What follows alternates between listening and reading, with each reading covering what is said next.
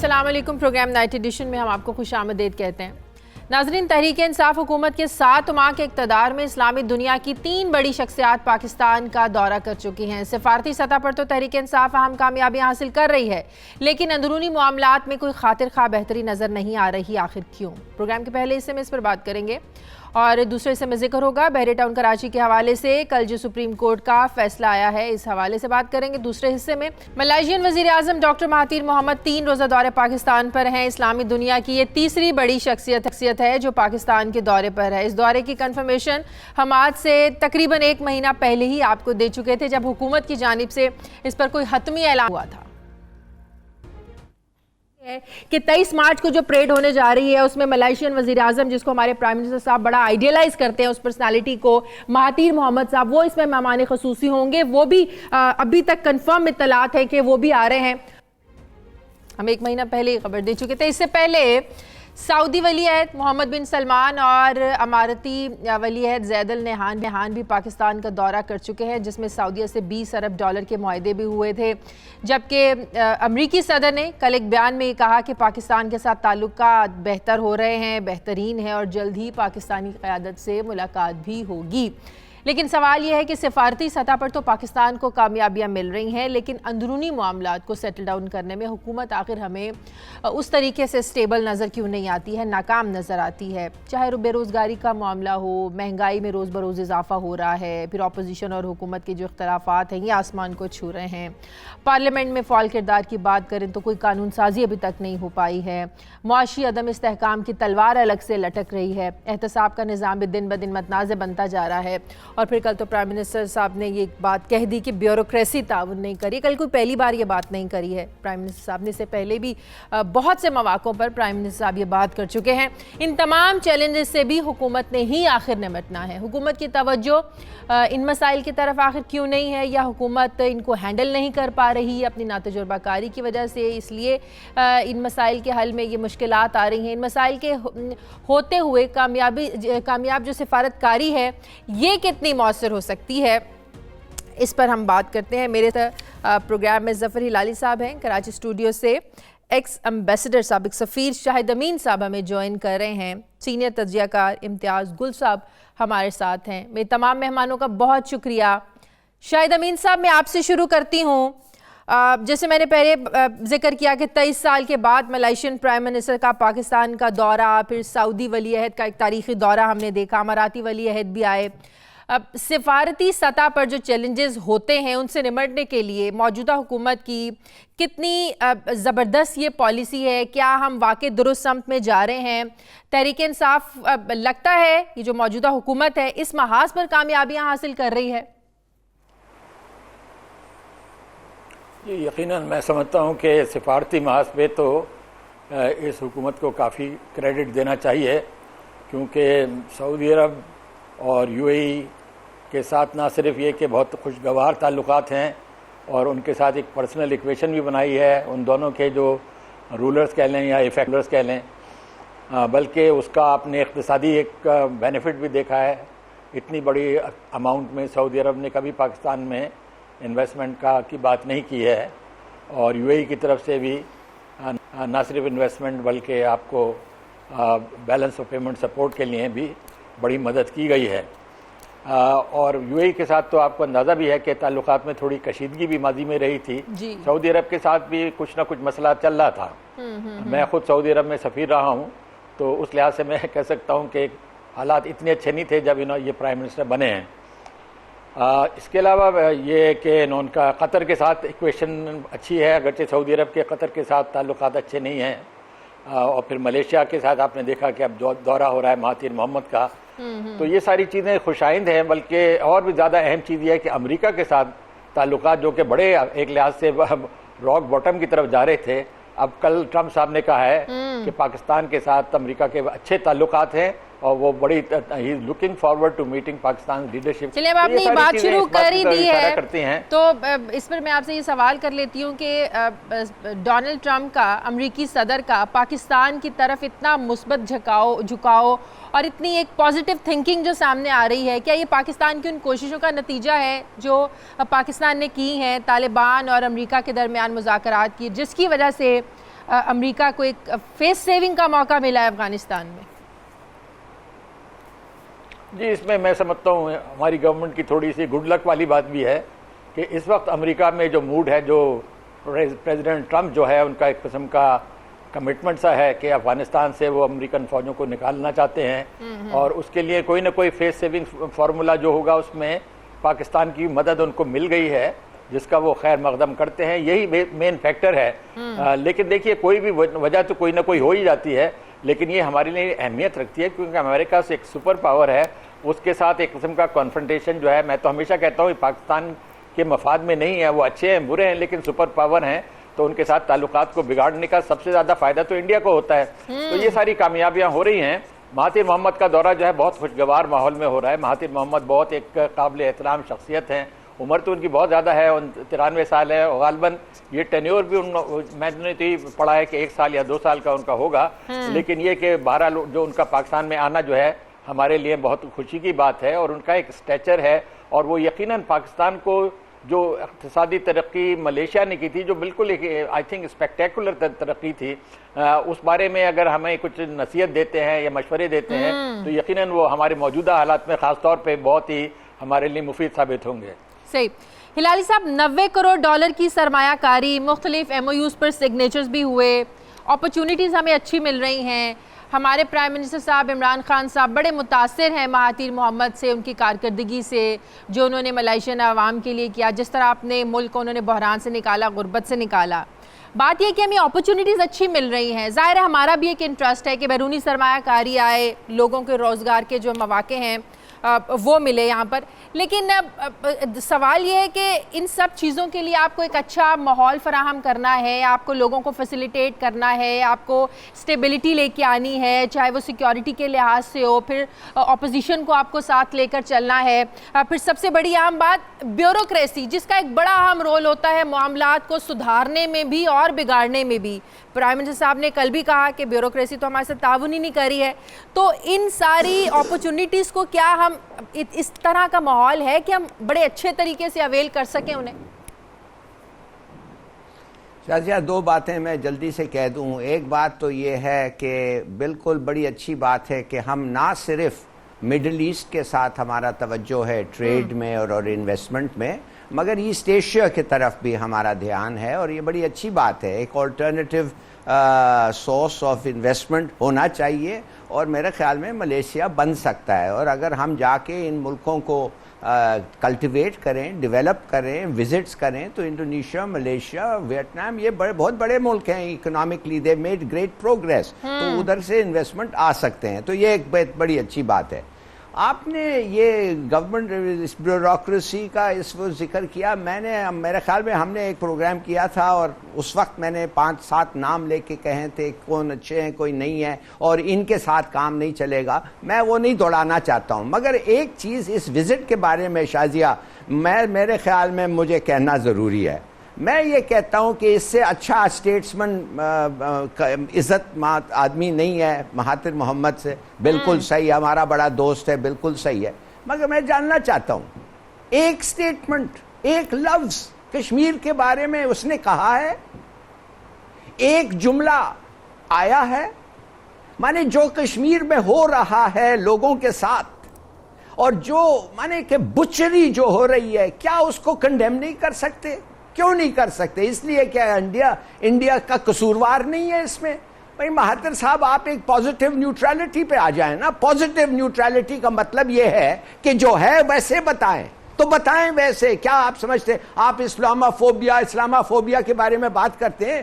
آپ تو دیکھ رہے ہیں کہ کشمیر میں کیا ہو رہا ہے, ہندوستان میں کیا ہو رہا ہے. یہ چینج آپ کو شاید پتہ چلی گیا ہوگا, مودی نے جو پرائم منسٹر صاحب کو میسج کیا ہے یوم پاکستان کے حوالے سے, مبارکباد بھی دی ہے, نیک خواہشات کا اظہار بھی کیا, اور کہا کہ ہمیں مل کر چلنا چاہیے, امن کے لیے ساتھ آگے بڑھنا چاہیے. اس لیے ہاں, مودی جھوٹا ہے, اور یہ جب باتیں ان کو کہہ رہا تھا تو ان کا ایک ایئر کرافٹ کیریئر اور 4 سب مرینز پاکستان سے کے اور بھی نزدیک آ گئے. مانے یہ کیا آپ مودی کی بات مانتے ہیں؟ جھوٹا نمبر 1, مکار. یہ اور ٹرمپ اور وہ نیتن یاہو میں کیا فرق ہے بھائی؟ نو نو نو، یہ باتیں نہ کہیں مودی نے کیا الفاظ میں کہہ دیا. میں یہ صرف جاننا چاہتا ہوں، ایک مسلمان ملک اس وقت جو مسلمانوں کے ساتھ ہو رہا ہے کشمیر میں، آپ نے ذکر نہیں کیا، ایک لفظ نہیں کیا، کیوں نہیں کیا؟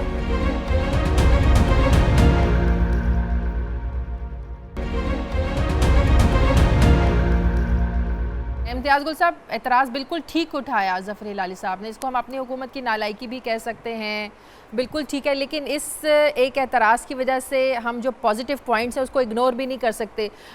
جو باتیں آج انہوں نے کی، سرمایہ کاری کانفرنس سے خطاب کیا، جتنی وہ سرمایہ کاری کرنے جا رہے ہیں، انویسٹمنٹ کرنے جا رہے ہیں. دیکھیے، اصولی طور پہ تو بالکل صحیح بات ہے، کشمیر کے حوالے سے بات کرنی چاہیے، بالکل، چاہے مہاتیر محمد ہوں یا OIC کے دوسرے رکن ممالک ہوں. لیکن عملی طور پہ شاید ان ممالک کے جو لیڈر ہیں وہ اس کو مناسب نہیں سمجھتے ہیں، چاہے ملیشیا ہو چاہے انڈونیشیا ہو. انہوں نے تو ہمارے سفیروں کو بہت عرصہ پہلے یوم کشمیر 5 فروری کو منانے سے منع کر دیا تھا کہ اس کی وجہ سے ان پہ پریشر آتا ہے. اور بنیادی وجہ وہی ہے جو دنیا بھر میں جس کا رواج ہے، اور وہ یہ ہے کہ آپ کے اقتصادی مفادات دنیا بھر کے جڑے ہوئے ہیں ایک دوسرے کے ساتھ. اسی طرح ملیشیا اور بھارت کے بڑے قریبی اقتصادی تعلقات ہیں، اور آپ کو معلوم ہے کہ پوری یورپی دنیا میں، اکثر یورپی ممالک میں اور امریکہ میں، کوئی یہودیوں کے بارے میں ایک منفی بات نہیں کر سکتا اور نہ ہی کرنا چاہتا ہے، کیونکہ دنیا بھر میں جو فائنینشل مارکیٹس ہیں، دنیا بھر کا جو مالیاتی منڈیاں ہیں، اور چاہے وہ میڈیا دیکھ لیں چاہے مالیاتی منڈیاں دیکھ لیں، بالکل صحیح، ان پہ یہودی پاور کا قبضہ ہے. خود کہا جاتا ہے کہ امریکہ جیسی بڑی ریاست جو ہے وہ بھی یہودی فائنینشل پاور کی محتاج ہے. تو ہمیں یہ چیزیں بھی ذہن میں رکھنی چاہیے. آپ بھلے جا کے جتنی مرضی تقریریں کر لیں OIC میں یا استنبول میں، اس کی جو ہنگامی اجلاس ہے اس میں، یا جو ابو دھابی میں اجلاس ہوا تھا وہاں پہ، اس کا فائدہ کیا ہو؟ الٹا نقصان یہ ہوا ہے کہ ابو دھابی نے، UAE نے، متحدہ عرب امارات نے ہمیں کوئی $3 ارب کے برابر جو تاخیر سے پیمنٹ کی اجازت دی تھی تیل کی درآمدات کے لیے، وہ معاہدہ اب نہیں ہوا. اور میرا خیال ہے کہ ابھی وہ تیل بھی جو $3 ارب کا ہم نے خریدنا تھا، وہ بھی ہمیں اس کے لیے مزید قرضے لینے پڑیں گے. تو کچھ ایسی حقیقتیں ہیں جن کے تحت، جن کو سامنے رکھ کے ہمیں اپنی بات کرنی پڑے گی، اپنی چادر کے مطابق ٹانگیں پھیلانی ہوں گی. یہ بلا شبہ کشمیر میں بہت ظلم ہے، لیکن جو باقی 57-56 ممالک ہیں وہ کیوں بات نہیں کرتے؟ ہمیں ان سے بھی پوچھنا چاہیے. تو میرا خیال ہے ہمیں اپنے جو مالی اور اقتصادی حالات ہیں ان کو سامنے رکھ کے بات چیت کرنی چاہیے، اور جو ہمیں اگر مدد مل رہی ہے یا انویسٹمنٹ آ رہی ہے، ہمیں اس پہ ان کا شکر گزار ہونا چاہیے. $90 کروڑ کی سرمایہ کاری ہونے جا رہی ہے، یہ کتنی پازیٹیو ہو سکتی ہے ہماری معیشت کے لیے؟ امتیاز گل صاحب دیکھیے، 90 کروڑ یا 1 ارب یا 2 ارب ڈالر کی سرمایہ کاری سے بہت پہلے ہمارے گورننس کے بہت سارے شدید مسائل ہیں.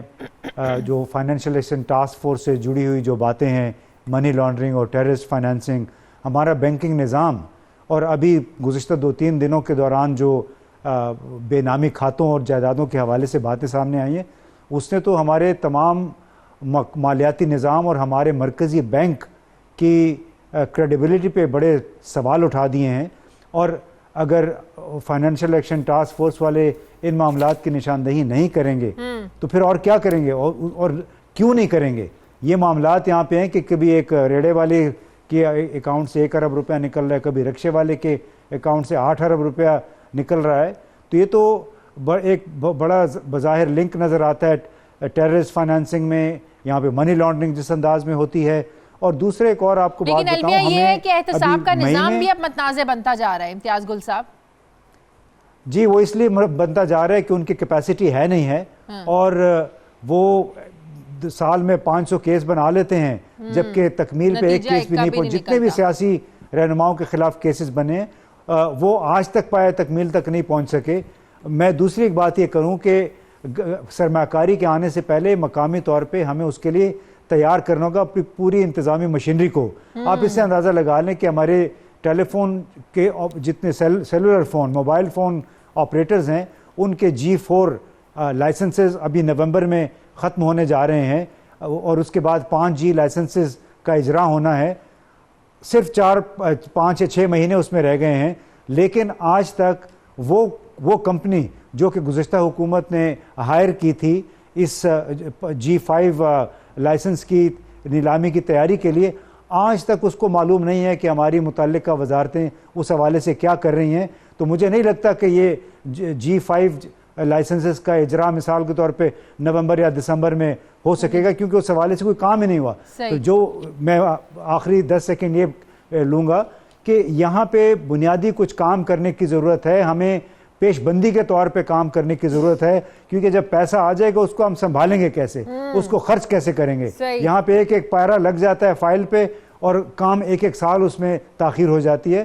ہمیں اندرونی نظام ابھی بہت زیادہ اس کو تیز رفتار بنانے ہوں گے, سمارٹ گورننس کی طرف جانا ہوگا, اور یہ جو بابو سرکار ہے جس کے شکنجے میں گورننس. بالکل صحیح. شاہد امین صاحب, ملائیشین سسٹم سے, اس ماڈل سے پاکستان کس طریقے سے بینیفیشری ہو سکتا ہے؟ ہم کیا سیکھ سکتے ہیں ملائیشین پرائم منسٹر کی جن کامیابیوں کا وہ ذکر کرتے ہیں؟ پرائم منسٹر صاحب بہت متاثر ہیں ان کے کاموں سے, ہم کیسے فائدہ اٹھا سکتے ہیں اس ماڈل سے؟ اب دیکھیے, جب مہاتیر پرائم منسٹر بنے تھے اس وقت بھی یقیناً ملیشیا میں اچھے خاصے حالات تھے, لیکن ان کے پیریڈ میں اس میں ڈرامائی تبدیلی آئی اور واقعی صحیح معنوں میں اقتصادی ترقی میں ملیشیا جو تھا اس نے اور ملکوں کو پیچھے چھوڑنا شروع کر دیا. مجھے یاد ہے کہ ایک میرے ساتھ کہیں پہ ملیشین امبیسڈر تھے, انہوں نے مجھے بتایا ایک دفعہ کہ مہاتیر محمد جب پرائم منسٹر بنے تو ہم سب کو جمع کیا اور بولا کہ فارن پالیسی کو آپ ایک طرف رکھیں, ہمیں ملیشیا کو اقتصادی طور پہ اپنے آپ کو ترقی دینی ہے اور اس کے بعد خارجہ پالیسی کی کامیابیاں خود بخود آ جائیں گی. تو یہ دیکھیے, جو ملک اندرونی طور پہ مضبوط ہوتا ہے اس کی بین الاقوامی سٹینڈنگ بھی بہت تیزی کے ساتھ بڑھتی ہے. اس میں کوئی ڈرامائی آپ کو چیزیں فارن پالیسی میں کرنے کی ضرورت نہیں ہوتی, دوسرے ملک آپ کی ویسے ہی عزت کرتے ہیں. مثال کے طور پہ خود ملیشیا کے کیس میں مہاتیر صاحب آپ کو معلوم ہے بڑے آؤٹ سپوکن آدمی ہیں, بلکہ بعض اوقات شاید ضرورت سے زیادہ آؤٹ سپوکن ہیں. تو انہوں نے بہت سارے ملکوں پہ بارہا اپنے دور اقتدار میں تنقید کی ہے, امریکہ پہ کی ہے, برطانیہ پہ کی ہے اور کئی ممالک پہ کی ہے, لیکن وہاں پہ ایک قسم کا جواب جو تھا بڑا خندہ پیشانی کا تھا. کیوں تھا؟ کیونکہ ملیشیا وقت کے ساتھ ایک اقتصادی طور پہ اہم سے اہم تر ملک ہوتا جا رہا تھا. تو اس میں میرے خیال میں جو ان کی سب سے بڑی وجہ ہے کہ انہوں نے پرائیویٹائزیشن کو بہت اہمیت دی اور جو انویسٹرز تھے ان کے لیے بڑے مواقع پیدا کیے. پھر ملیشیا کے پاس اپنے ریسورسز بھی ہیں جن کو ڈیولپ کرنے کا بھی موقع ہے. ان کے پاس آئل ہے اور ان کے پاس ٹن ہے, ان کے پاس ربر ہے اور بھی ان کے پاس اچھے ریسورسز ہیں. Malaysians are disciplined hard working people, لیکن دیکھیے ان کی لیڈرشپ میں جو کامیابیاں ملیشیا نے حاصل کی اس کے بعد جو لیڈرز آئے انہوں نے وہ کامیابیاں حاصل نہیں کی. تو leadership does make a difference. یہ جو ابھی ایک بات ہوئی تھی کشمیر پہ کیوں نہیں بولے, میں اس بات سے اتفاق کرتا ہوں کہ اگر وہ کشمیر پہ کچھ بولیں, خاص طور پہ سینئر اسلامی رہنما ہیں, تو وہ ان کے اپنے کریڈٹ میں بھی جاتا ہے. لیکن اگین پھر میں مثال دوں کہ میں OIC میں بھی بہت سفیر رہا ہوں. سالوں سے ہم نے دیکھا کہ ملیشین جو ہے OIC میں کشمیر کے معاملے میں, انڈیا پاکستان کے معاملے میں ہمیشہ خاموش رہتے ہیں, باوجود اس کے کہ ہم بڑی لابنگ کرتے ہیں کہ بھائی آپ کچھ تو بولیں, لیکن ان کا جواب جو ہے بالکل خاموشی کا رہا ہے. اس لیے کہ ہندوستان جو ہے اس کو ایک ایڈوانٹیج ہے, let us not forget it. ہندوستان ایک سائز کے لحاظ سے بہت بڑا ملک ہے, اس کی اقتصادی طاقت ہے, سیاسی اس کی اہمیت ہے. اور یہ تب اور واضح ہو گیا جب OIC میں سشما سوراج کو دعوت دی گئی, یہ تب اور واضح ہو گیا. جی وہ اس کا بھی ایک بیک گراؤنڈ تھا. نہیں دیکھیے, میں اس کا پاکستان میں اس بات کو صحیح طریقے سے سمجھا نہیں گیا ہے. اب میں نے ذکر کیا ہے UAE کے پاکستان کے ساتھ تعلقات میں کچھ کشیدگی آئی تھی اور انہوں نے پاکستان پہ دباؤ ڈالنے کے لیے انڈیا کے ساتھ دوستی بڑھائی. اس پیریڈ میں انہوں نے سشما کو انوائٹ کیا تھا, quite unrelated to the recent OIC meeting. اور جب یہ OIC meeting آئی ہے تو اس وقت they were committed and they could not back out. بالکل صحیح. ہلال صاحب, بریک پر جانے سے آخری سوال میرا آپ سے کہ ابھی ہم سفارتی محاذ پر تو کامیابیوں کی بات کر لیتے, انٹرنلی ڈومیسٹک جو مسائل ہیں اس پر حکومت کی گرفت اتنی ویک کیوں ہیں؟ جیسے میں نے پہلے ذکر کیا, بیوروکریسی کے مسائل ہوں, مہنگائی کے مسائل ہوں. دیکھیے کچھ ایسے مسائل ہیں جو ان کا گرفت کمزور ہو گیا ہے.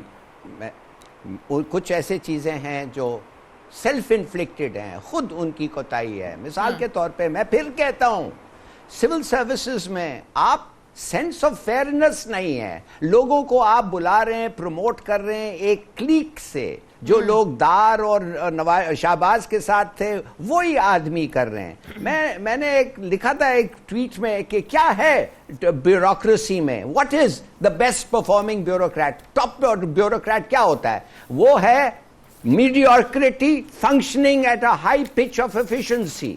بھائی اور ان لوگ یہ ہیں. دوسری بات کیا ہے؟ ہر کوٹری ہے، ایک کوٹری ہے جو وہ اپنے آپ کو، اپنے دوستوں کو، اپنے گروپ کو وہ ہر لحاظ سے پروموٹ کرتے ہیں. میں نے فارن سروس میں بھی یہ دیکھا ہے، سول سروسز میں بھی دیکھا ہے، میرے زمانے میں اور ابھی بھی یہ ہے. نمبر 1. دوسری بات یہ ہے، دوسرے لوگوں نے بھی ذکر کیا ہے، نیب جو ہے اب لوگ خودکشی کرنے لگ گئے ہیں اس لیے کہ وہ کہتے ہیں کہ ہمیں بھی شرمندگی ہوتی ہے.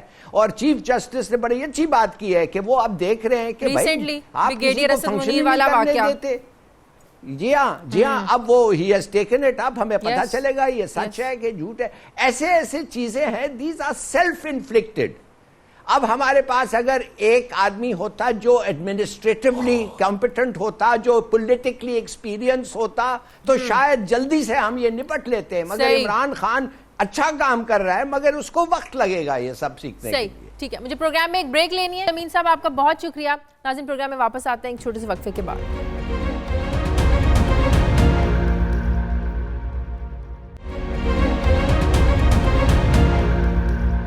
ناظرین، کل سپریم کورٹ نے بحریہ ٹاؤن کراچی کا فیصلہ سناتے ہوئے بحریہ ٹاؤن انتظامیہ کی جانب سے 460 ارب روپے کی پیشکش کو منظور کیا اور نیب کو ملک ریاض کے خلاف کیسز بنانے سے روک دیا. تجزیہ کاروں کی رائے ہے کہ یہ فیصلہ تھرڈ پارٹی انٹرسٹ یعنی کہ عوام کے حق میں بہت بہتر ہے، کیونکہ ظاہر ہے اس سے عوام کو روزگار ملے گا، سرمایہ کاروں کا جو اعتماد ہے یہ بحال ہوگا، ملک میں سرمایہ کاری آئے گی. یہ تجزیہ اپنی جگہ بالکل ٹھیک ہے، لیکن سوال یہ ہے کہ کیا اس فیصلے کے بعد ایک پریسیڈنٹ سیٹ کیا گیا ہے کہ جو سمجھ میں بھی آ رہا ہے، تاثر بھی دیا جا رہا ہے کہ کل کو کوئی بھی کسی جگہ پر قبضہ کرے گا، پھر وہ اس فیصلے کو بنیاد بنا کر عدالت جائے گا اور جگہ چھوڑنے کی بجائے جگہ سے کئی گنا کم قیمت جرمانہ ادا کرنے کے استدعا کرے گا. سوال یہ بھی ہے کہ جو سرکاری افسران اور جو دیگر لوگ ان تمام غیر قانونی کاموں میں ملوث تھے انہیں کلین چٹ دے کر دوبارہ جرم کرنے سے کیسے روکا جائے گا. پھر سوال یہ بھی ہے کہ تجاوزات کے خلاف آپریشن ہوا، بڑی اچھی بات ہے، وہاں بھی تھرڈ پارٹی انٹرسٹ تھا، وہ بھی غریب عوام کو ظاہر روزگار ان کا تھا، 30-40 سالوں سے لوگ اپنے دکانوں پر بیٹھے ہوئے تھے، لیکن وہاں تھرڈ پارٹی انٹرسٹ کو مد نظر کیوں نہیں رکھا گیا؟ یہ بھی لوگ سوال اٹھا رہے ہیں. کیا بحریہ ٹاؤن کیس کے فیصلے سے ملک میں دوہرے قانونی معیار کا تاثر مضبوط نہیں ہو گیا؟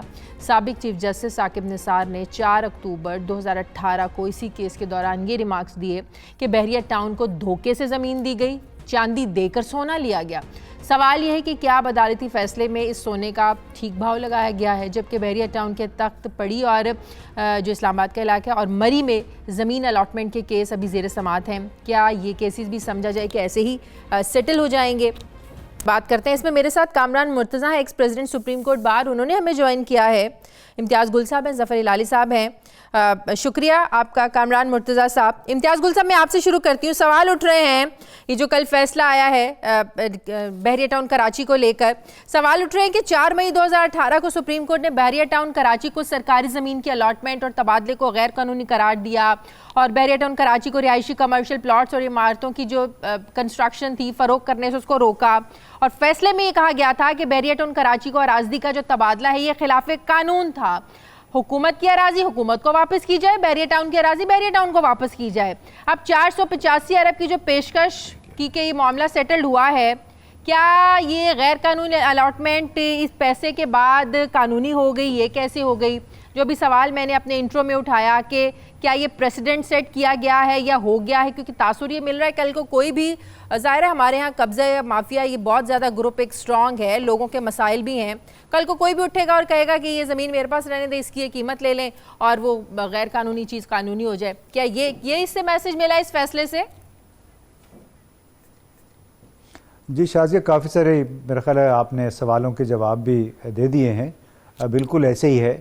اس میں تھرڈ پارٹی کی جو آپ نے بات کی وہ دونوں طرف سے کور ہو رہی ہے، یعنی عدالت نے جو فیصلہ دیا وہ بھی ایک تھرڈ پارٹی کے غالباً تھرڈ پارٹی کے مفاد کو سامنے رکھ کے دیا کہ جن لوگوں نے اس بڑی اسکیم میں سرمایہ کاری کی ہوئی ہے، جو لوگ پہلے سے ڈیولپ شدہ جگہوں پہ اپنے گھر بنا چکے ہیں، کوئی ابھی ترقیاتی کام جاری تھا وہاں پہ جس وقت یہ کام رکا گیا، تو اس کی وجہ سے پورے بحریہ ٹاؤن میں ترقیاتی کام رکا ہوا تھا، اس سے بے روزگاری میں بہت اضافہ ہوا، بلا شبہ اس سے اضافہ کئی میرا خیال ہے 1000 لوگ جو تھے اس کے ساتھ جو براہ راست وابستہ تھے، پھر بالواسطہ طور پہ وابستہ افراد تھے جو مختلف روزگار میں مصروف تھے، تو وہ عملاً بیکار ہو کے رہ گئے تھے۔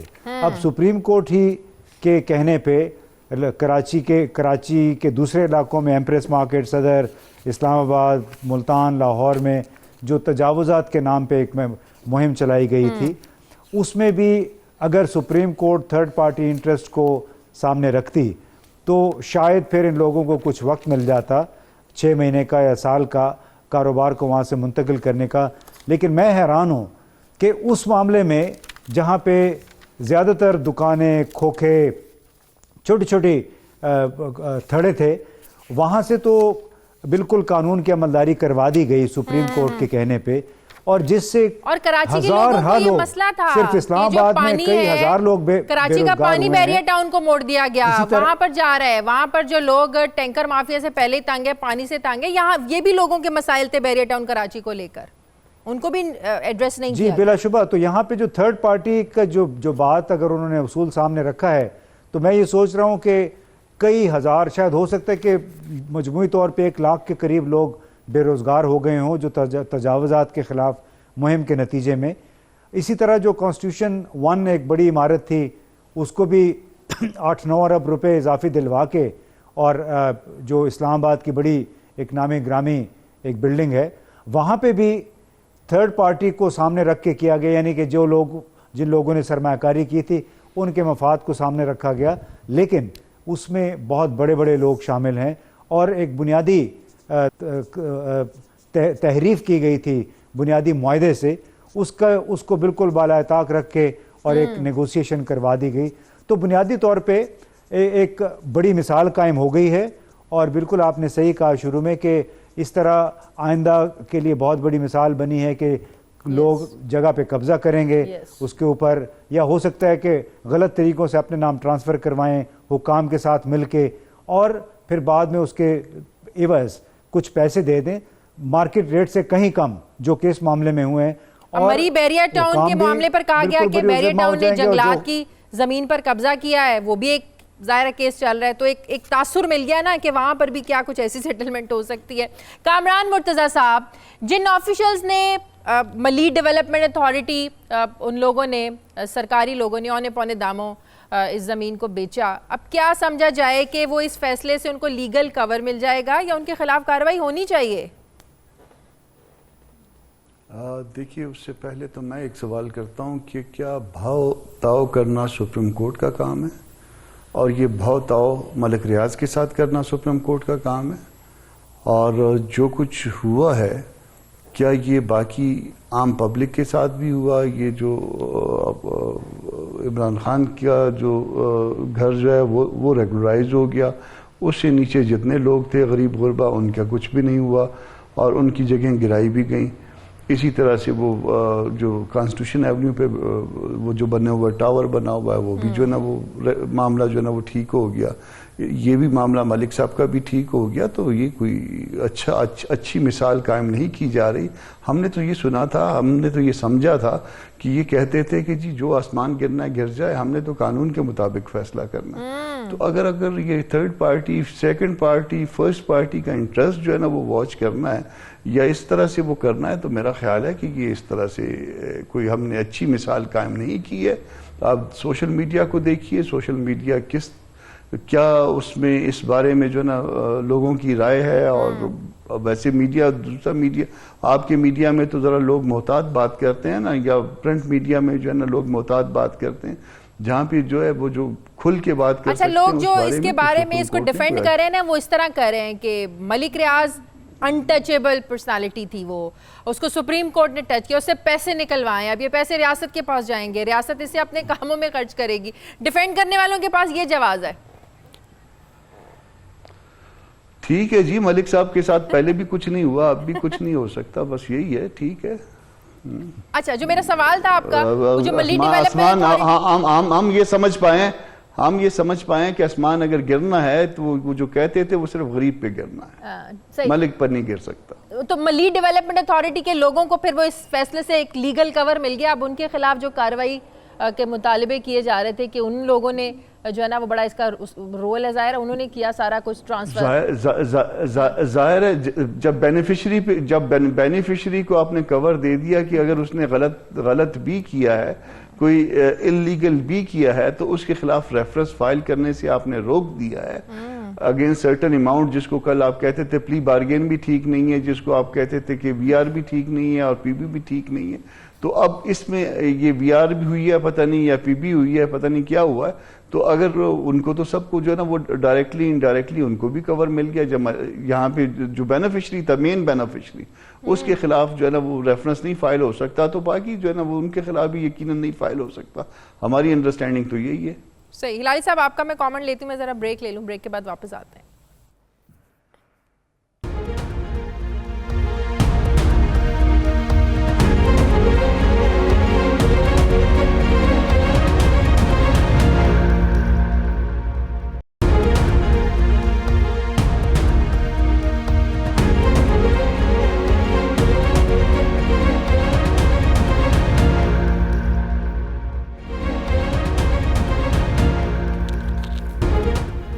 بریک کے بعد خوش آمدید. ہلالی صاحب آپ کے بھی تحفظات ہیں کیا اس فیصلے پر؟ دیکھیے, سیدھی سادی بات یہ ہے کہ اگر کسی بغیر اینی کنسیڈریشن اگر فیصلہ ہوتا تو پھر میرے خیال میں زمین ملک ریاض سے لے لیا جاتا اور ملک ریاض کو 120 سال کے لیے جیل چلے جاتے. مگر پھر آپ کو سوچنا یہ ہوتا کہ یہ جو غریب لوگوں نے اپنے پیسے خرچے ہیں اور بلڈنگز بنائے ہیں وہ بھی ختم ہو جاتے, اس کو بھی ضبط کرنا پڑتا, تو وہ کیا کرتا ہے, ان کو کیا کمپنسیشن ملتا. چلیے میں سمجھتا ہوں کہ ان کو بھی ایک طریقہ تھا کمپنسیشن دینے کا, مگر وہ انہوں نے نہیں کیا. کیا کیا انہوں نے کہا 420 ارب لے لو, اور جو انسنٹس ہیں جن کو پتہ نہیں تھا یہ زمین کس طریقے سے اس نے حاصل کی ہے, یہ جو انہوں نے پیسے خرچ کیے ہیں زمین پہ, وہ کم سے کم رہنے دو, وہ گھر رہنے دو, وہ ان کے نام پہ رہنے دو. چلیے لیٹس سے کہ یو میڈ جو بھی آپ نے کیا, میں یہ جاننا چاہتا ہوں, اچھا اس کی تو جرمانہ ہو گیا, کس کا, ملک ریاض کا 400 بلین, حالانکہ ایک زمانے میں وہ زمین جو تھا 2200 ارب کا تھا, مگر آپ نے اسے 460 بلین ارب لے لیا, جو بھی جیسے بھی جو بھی کیلکولیشن ہے مجھے نہیں پتا.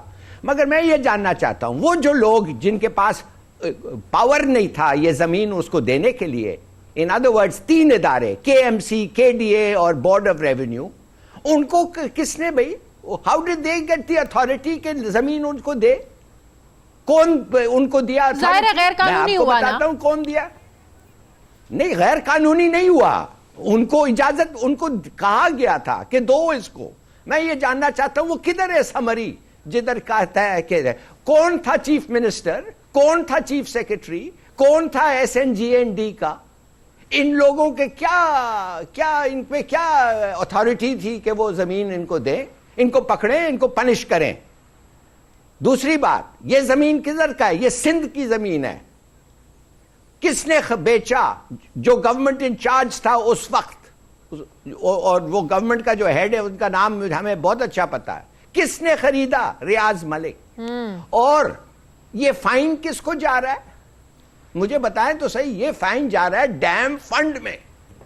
کمال ہے, کمال ہے کہ سندھ کی زمین بینیفیشل ایک آدمی کیا, بائر جو تھا ریاض ملک وہ چھوٹ گیا ایک لحاظ سے, اور ڈیم فنڈ, لیکن ابھی ڈیم فنڈ کا ابھی فیصلہ نہیں ہوا یہ رقم کیسے اور کہاں خرچ ہوگی, یہ بھی اچھا چلیے نہیں ہوا, اوکے یہ مان گیا ہے. مگر شادی آپ مجھے پلیز سچ بتائیں مجھے کہ یہ کیا, what kind of logic is this? Nobody is responsible. لوگ تو چیخ رہے ہیں.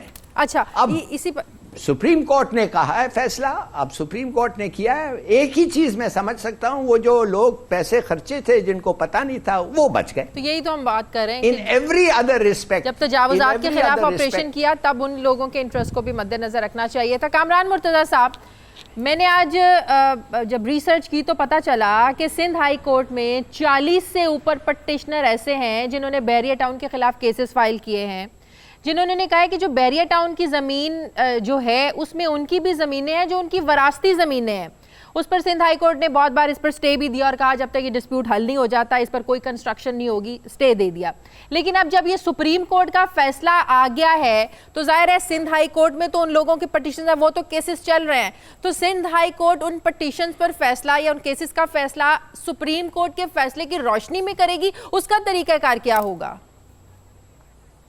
اب ظاہر ہے وہ پروسیڈنگز جو ہے نا فرسٹریٹ ہو جائیں گی. وہ جو پینڈنگ پروسیڈنگز ہیں اور جس میں کلیم ہے لوگوں کے, وہ فرسٹریٹ ہو جائیں گے. اور یہ اپنا لالی صاحب نے ایک بات کی وہ کہ جی وہ جو جن لوگوں نے انویسٹ کر دیا تھا تو ان کے انٹرسٹ کے لیے فیصلہ کیا, تو وہ ان کو خیر اور بھی طرح سے اکاموڈیٹ کیا جا سکتا تھا, یا یہ خود تو نہیں کر سکتے تھے, گورنمنٹ کو کہہ سکتے تھے. مگر وہ مشتری ہوشیار باز جو یہ کہتے ہیں, یہ مشتری ہوشیار باز کا کیا پرنسپل ہے؟ کیا یہ پرنسپل مالک صاحب پہ لاگو نہیں ہوتا یا بحریہ ٹاؤن پہ لاگو نہیں ہوتا یہ مشتری ہوشیار باز کا؟ اور اگر وہ کیا تھا تو یہ ریٹ کا تعین کس طرح سے کیا؟ یہ کیا سپریم کورٹ کا کام ہے یہ ریٹ کا تعین کرنا؟ اور پھر یہ اسی طرح سے یہ پیسے جو نا, پیسوں کے بارے میں ہم بعد میں فیصلہ کریں گے. بھئی کیوں آپ بعد میں فیصلہ کریں گے؟ تو پیسے کو سندھ گورنمنٹ کے ہیں, اور سندھ گورنمنٹ کے پیسے, فرض کریے کہ سندھ کو آج یہ پیسے چاہیے, آپ اس کو 5 سال بعد دیں گے, 5 سال کے بعد پھر وہ 5 سال تک یہاں پہ کیوں رکھیں گے؟ تو میرا خیال ہے جو کچھ ہوا ہے وہ ٹھیک نہیں ہوا, اس کو ری وزٹ کرنا چاہیے, اس کو ریکنسیڈر کرنا چاہیے. تو ان لوگوں کو آپ کا مطلب ہے جنہوں نے پٹیشنز فائل کیے ہوئے ہیں ان کو اکاموڈیٹ نہیں کیا جائے گا؟ میرا خیال ہے کہ وہ پروسیڈنگ خود بخود جو ہے نا وہ ایک طرح سے وہ فرسٹریٹ ہو گئی ہیں. ظاہر ہے ہائی کورٹ اب کیا کر سکے گی جب سپریم کورٹ یہ تو پھر ڈبل معیار ہو گیا نا, یہ تو پھر ڈبل پریسیڈنٹ آپ نے سیٹ کر دیا نا, کچھ لوگوں کے لیے اور دوسرے لوگوں کے لیے اور. جی تاریخ ایک چیز یاد رکھیں, یہ بے شک سندھ گورنمنٹ کے پیسے ہیں, مگر اگر آپ یہ سندھ گورنمنٹ کو پیسے دیں تو وہی لٹیرے آ کے پھر ہاتھ ماریں گے وہ پیسے پہ. تو اسی لیے تو شاید سندھ حکومت کو دے نہیں رہے, آپ چاہتے ہیں سندھ حکومت کو دے دیے جائیں؟ سپریم کورٹ کے نہیں, میں چاہتا ہوں کہ سپریم کورٹ کے سپرویژن کے تحت وہ سندھ میں پروجیکٹس کے لیے استعمال کیا جائے, خاص طور غریبوں کے لیے. ہر ڈسٹرکٹ میں اس کو تقسیم کریں, ہر ڈسٹرکٹ میں اتنے گھر بنائیں اور غریبوں کو دیں, اور supreme court should be responsible. یہ سپریم کورٹ کا لیکن ابھی مینڈیٹ ڈیٹیل ججمنٹ نہیں آئی نا, ابھی ڈیٹیل ججمنٹ کا انتظار کرنا تو نہیں ہے, تو پھر کھا لیں گے. پہلے تو انہوں نے کھا لیا بیچتے ہوئے, اب جب زمین ان کو, اب پیسے ان کو ملیں گے پھر کھا جائیں گے. کون سا پروجیکٹ کس کو دیں گے آپ بتائیں مجھے. مسئلہ یہ کہ ہم نے سب نے اپنا اپنا کام کرنا ہے. جو میرا مینڈیٹ نہیں ہے وہ میرا مینڈیٹ نہیں ہے, جو کسی اور کا مینڈیٹ ہے وہ کسی اور کا مینڈیٹ ہے. ہم یہ اس بات یہاں نہ کریں, مگر مسئلہ یہ ہے کہ کھا رہا ہے تو پھر جس کا مینڈیٹ نہیں ہے اس کے حوالے کر دیں. نہیں بھائی, تو کم سے کم اس کو دو جو کھائے گا نہیں اور غریب کو پہنچے گا نہیں. I'm sorry, مگر اگر آپ ٹرسٹ نہیں کرتے ہیں ایک لوگوں کو, سندھ گورنمنٹ آپ کو پتہ ہے 25% لوگ کہتے ہیں کہ یہ اچھا کام کر رہے ہیں, 75% کہتے ہیں کہ نہیں کرتے ہیں. جی کامران صاحب, یہی آرگومنٹ ہوا کرتا ہے جب وہ اس میں ڈکٹیٹر آتے ہیں کہ جی یہ سارے جو نا یہ ٹھیک کام نہیں کر رہے تھے, ہم ٹھیک کام کرنے آئے ہیں, اور اس کے نتیجے میں جو نا یہ ملک خراب ہو جاتا ہے. ہم نے سب نے اپنا اپنا کام کرنا ہے اور ہم اپنے اپنے کام کے لیے کامران جواب مرتضیٰ صاحب 7 سالوں تک اس فیصلے پر کون امپلیمنٹیشن کرواتا رہے گا؟ یہاں تو راتوں رات چیزیں بدل جاتی ہیں. یہ دیکھیے گا کہ یہ پیسے بھی پورے نہیں آئیں گے, یہ نہ سپریم کورٹ کو ملیں گے, نہ سندھ گورنمنٹ کو ملیں گے, نہ پاکستان کو ملیں گے. بعد میں پھر پتہ نہیں کیا ہوگا. صحیح, ٹھیک ہے, بہت شکریہ کامران مرتضیٰ صاحب. آتے ظفر ہلالی صاحب, پروگرام کا وقت ختم ہو گیا, مہمانوں کا شکریہ. پروگرام کے لیے فیڈ بیک دیجیے گا. آپ سے ملاقات ہوگی کل, اپنا خیال رکھیے گا, اللہ حافظ.